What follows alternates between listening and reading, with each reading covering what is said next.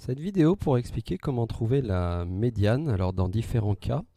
Les deux premiers cas, ça sera lorsque l'on a des listes de valeurs. Et le troisième cas, c'est lorsque l'on a un tableau statistique. Alors, pour le premier cas, donc l'idée de la médiane, c'est de trouver une valeur qui sépare en fait cette liste de valeurs en deux parties qui est autant de valeurs chacune. Donc l'idée en fait, c'est déjà de compter combien il y a de valeurs en tout. 1, 2, 3, 4, 5, 6, 7 valeurs. Et de se dire, un petit peu comme si je voulais faire deux paquets de valeurs identiques. Le problème, c'est que 7 divisé par 2, ça fait 3,5. Je ne peux pas faire des paquets de 3,5 valeurs. Donc je vais me dire, j'ai pas assez pour faire des paquets de 4 valeurs, je vais donc faire des paquets de 3 valeurs. L'idée, en fait, c'est de se dire, les 3 valeurs les plus petites forment un paquet, les 3 valeurs les plus grandes forment un paquet, et l'idée de la médiane, c'est qu'elle soit à la séparation de ces deux paquets. Et là, finalement, il nous reste une valeur toute seule ici qui sépare bien ces deux paquets, ce 16, donc qui me donne la médiane. Donc là, finalement, j'ai eu un paquet de 3, donc les 3 premières valeurs, et c'est la 4e valeur qui correspond à ce que l'on appelle la médiane, qui est donc 16. Donc l'idée, c'est repérer le nombre de valeurs, repérer l'endroit où va se trouver la valeur qui va servir de séparation, et puis ensuite écrire quelle est cette valeur qui me donne la médiane. On réexplique ça sur le deuxième exemple, sauf qu'il y a un piège sur ce deuxième exemple, parce qu'il faut impérativement que les valeurs soient classées dans l'ordre, ordre croissant ou décroissant, en général ordre croissant. Ça veut donc dire que dans un premier temps, je vais devoir réécrire cette liste de valeurs par ordre croissant. Donc j'ai le 3, le plus petit, ensuite le 4, ensuite le 8, le 10, le 11, ensuite on passe au 15, le 16 et le 20. Voilà vraiment la vraie liste de valeurs que je vais observer. Donc j'en ai 2, 4, 6, 8 valeurs. Mais là j'ai une particularité, c'est que 8 divisé par 2 ça fait 4. Je peux faire deux paquets de 4 valeurs. Donc je vais prendre les 4 valeurs les plus petites, les 4 valeurs les plus grandes. Et là, contrairement à l'exemple au-dessus, il ne me reste pas ensuite de valeurs qui séparent ces deux paquets. Ça veut donc dire qu'en fait, il va falloir non seulement que j'observe la dernière valeur du premier paquet, ici le 10, mais également la première valeur du paquet suivant. Ça veut dire que lorsque je n'ai pas une valeur toute seule qui sépare, en fait c'est lorsque le nombre de valeurs est pair, eh bien je ne dois pas observer une seule mais deux valeurs, la dernière du premier paquet et la première du paquet suivant. Alors à quel endroit sont-elles? 1, 2, 3, 4e valeur et 5e valeur. Donc là j'explique que j'observe la 4e et la 5e valeur. En gros, il suffit de se rappeler, si le nombre de valeurs totales est impair comme c'était le cas au-dessus, il y a une seule valeur à observer parce qu'il y aura une valeur qui servira de séparation entre les deux groupes.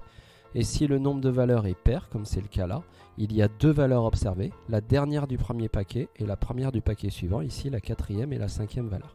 Alors maintenant, quelle est la médiane? Eh bien c'est un nombre qui va se trouver entre 10 et 11. Donc là, 10,5. En général, on essaye de prendre celui qui est à égale distance de ces deux-là. On explique maintenant sur un tableau. Alors sur un tableau, il faut savoir que je vais observer la ligne effective et le total, 54, me donne déjà facilement le nombre de valeurs. Donc là, c'est comme si en réalité, j'avais 54 valeurs qui soient tous des 0, des 1, des 2, etc. Maintenant, je vais me dire, alors si je veux faire deux paquets identiques, 54 divisé par 2, ça fait 27. Donc l'idée, en fait, ça va être que j'ai tout un paquet de 27 valeurs, ensuite un autre paquet de 27 valeurs, mais là, quand j'aurai fait ces deux paquets de 27 valeurs, j'aurai les 54 valeurs. Je n'aurai pas de valeur au milieu qui sépare. Ça veut dire que je suis comme dans mon deuxième exemple au-dessus, j'ai la dernière valeur du premier paquet, et aussi la première valeur du paquet suivant. Oui, mais j'ai des paquets de 27 valeurs, on a dit. C'est-à-dire que le premier paquet se termine par la 27e valeur et le paquet suivant commence par la 28e. Donc je vais observer la 27e et la 28e valeur. Voilà comment je sais quelle valeur observer. Oui, mais quelles sont ces valeurs? Attention, c'est pas 27 et 28. Non, les valeurs, ce sont des 0, des 1. Alors, que veut dire ce tableau? Ce tableau veut dire que la valeur 0 y est 14 fois. La valeur 1 y est 5 fois, etc. Moi, ce que je veux, c'est trouver la 27e valeur. Alors, ce que je peux éventuellement me dire, c'est que comme les 14 premières valeurs sont des 0, le dernier 0 sera la 14e valeur. Ça veut dire que le premier 1 sera la valeur d'après, la 15e valeur.